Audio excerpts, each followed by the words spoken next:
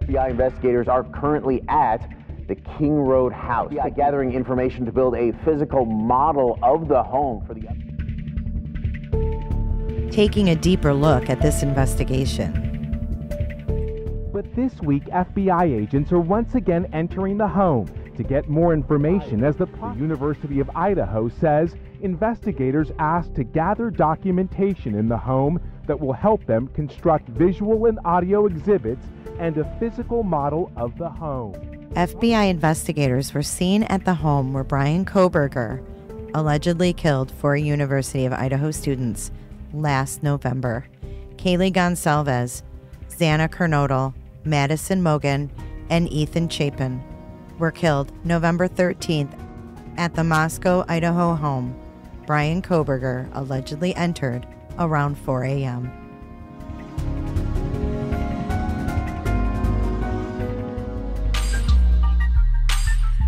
In today's video, we're going to take a deeper look at the tool that investigators were using the 2 days that they were allowed back in the house by the University of Idaho to conduct a thorough scan of the house.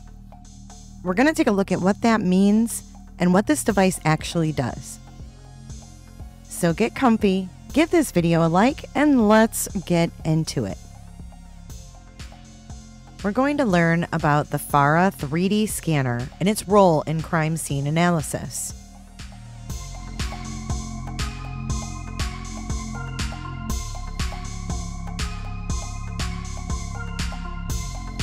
With the Farest Freestyle 3D, the entire crime scene can easily be captured in high detail and extremely quickly. In the realm of forensic investigations, technology has played an increasingly pivotal role in solving complex cases.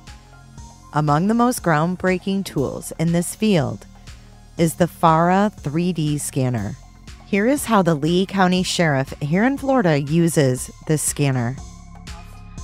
And we needed to piece this back together, document the scene, particularly locations of evidence, and which this is what we're doing in this case. Using the Farest laser scanner today, we are bringing the scene into the digital age. We're taking the next step forward in the future of forensics, in that we're documenting the scene so that we can recreate it at any time, any place, and we're not stuck with just hard photographs anymore. We can move the scene around and actually work through it and manipulate it to see what pieces of evidence we need to see and where they are in the scene. Well, you guys know me. I hear manipulate and I'm thinking, can they actually manipulate this after it's been created?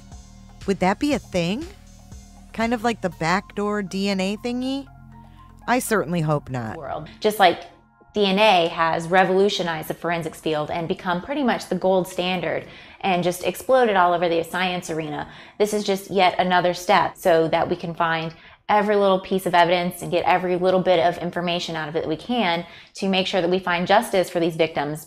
Be the case 20 minutes old or 20 years old, we're going to get everything we can out of it. Quickly. With this digital data, forensics can investigate the whole crime scene, reconstruct it, and share it with other departments without losing evidence quality. This is a major step forward in the field of forensic tools. The new Farest Freestyle 3D.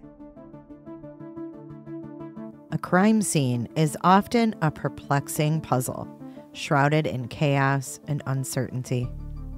Investigators strive to decipher the events that transpired, gather irrefutable evidence, and bring the perpetrators to justice. Enter the Farest 3D scanner, a remarkable tool that acts as the silent observer at the crime scene. Its mission? To meticulously document every detail in a 3-dimensional canvas.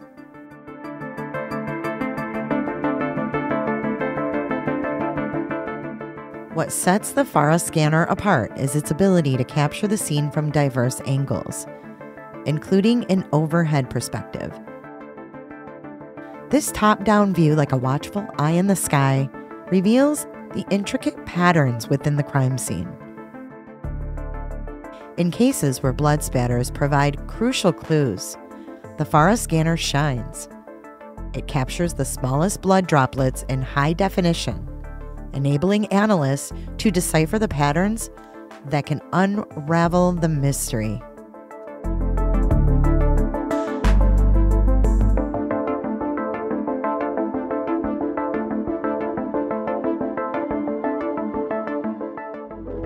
Farest Scanner is basically just a tool that we use on crime scenes. It's for measurements and documentation purposes, and it's used for demonstratives in court. Basically what it does is collects measurements and data for any scene that we're scanning. We can pivot through.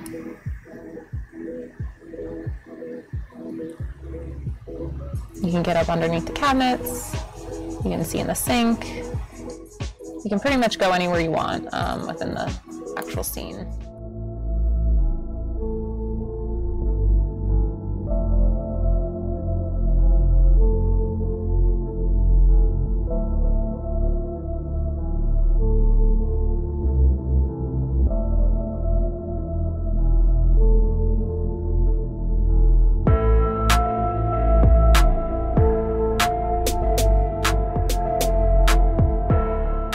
With the aid of specialized software, investigators can navigate a virtual crime scene, examining the scene from any angle and scrutinizing every detail.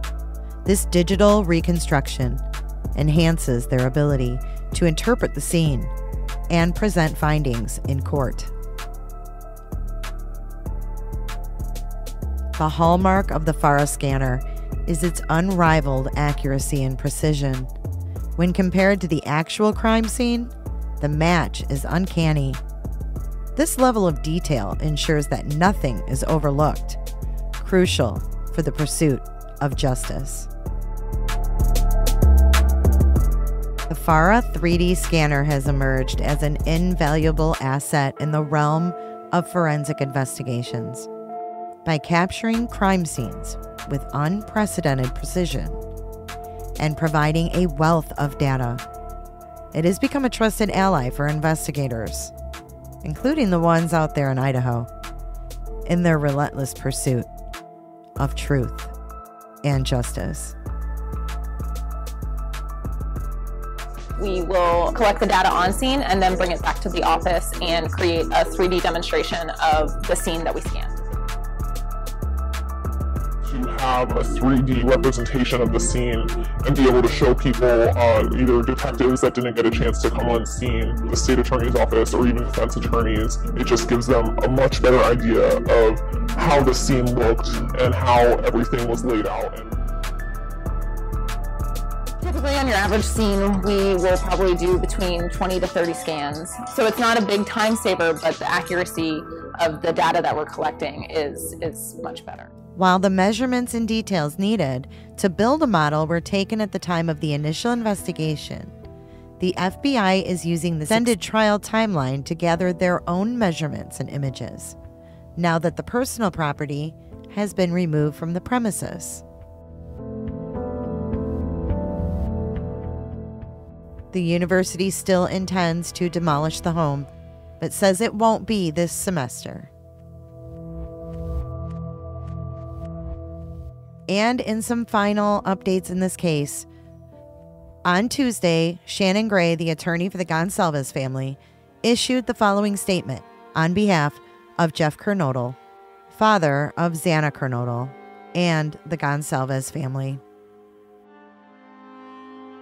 As the family has stressed from the beginning of this investigation, the King Road house is one of the most critical pieces of evidence in this case.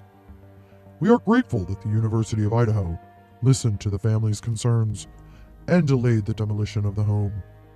Isn't this the whole point of not destroying evidence? You may not know if you need it until later, or it may become more important once a jury hears evidence in a case. It is our understanding that the King Road residence will not be demolished until after the trial has concluded. On another note, it is important for families of victims to stay involved in this process and trust your gut when it comes to standing up for the victims in this case. Our voice has been loud and consistent, and will stay that way for Kaylee, Xana, and all the victims until justice has been served. So I hope you learned something about the FARA 3D scanner and what this could possibly mean for Brian Kohberger's trial and what we could see in court. Let me know what you guys think in the comment section below. Let's keep the conversation going. I'll see you in the next video. Be sure to check out my other videos and playlists for more true crime content. And if that's not enough, you can join our Patreon. Don't have a tinfoil hat? It's okay. We'll make you one. It's that easy. See you guys in the next video. See you later. Bye.